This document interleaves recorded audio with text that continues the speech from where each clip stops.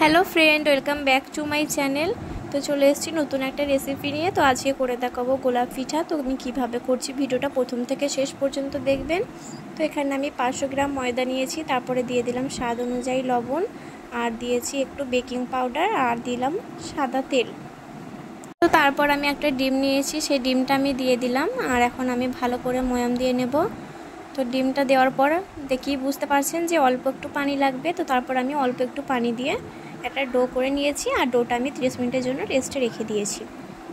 তো 30 মিনিট পর এখন আমি ডোটা নিয়ে চলে এলাম, আর এখন আমি লেচি কেটে নিয়েছি। তো তারপরে এখন আমি বেলে নেব।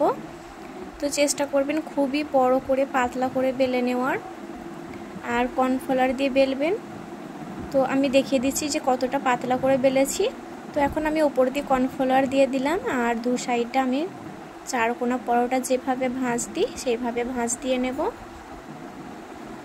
তো ভাঁজটা দেওয়ার পর কর্নফ্লাওয়ার মাখিয়ে আমি এটাকে রেখে দেব আধ ঘন্টার জন্য। তো তারপর একটা সাদা পাতলা নর্মাল ক্যারি নিয়ে এইভাবে ভালো করে মুড়িয়ে রেখে দেবেন। তো এই যে আমি আধ ঘন্টা পর ফিরে এলাম, এখন আমি আধ ঘন্টা পর দেখাচ্ছি। তো আমি ক্যারিটা খুলে নিলাম। তো তারপরে আমি আবার কর্নফ্লাওয়ার দিলাম। তো এখন আমি বেলে নেব। তো কিভাবে বেলে নিয়েছি আমি দেখে বুঝতে পারছেন। তো এখন আমি একটা স্কেল নিয়েছি, স্কেল দিয়ে আমি কেটে নেব চারিদিকটা। তো এটা সমান করার জন্য আমি কেটে নিলাম, তারপরে উপর থেকে এক সমানে হয় সেই জন্য আমি স্কেল করে মেপে কেটে নিচ্ছি।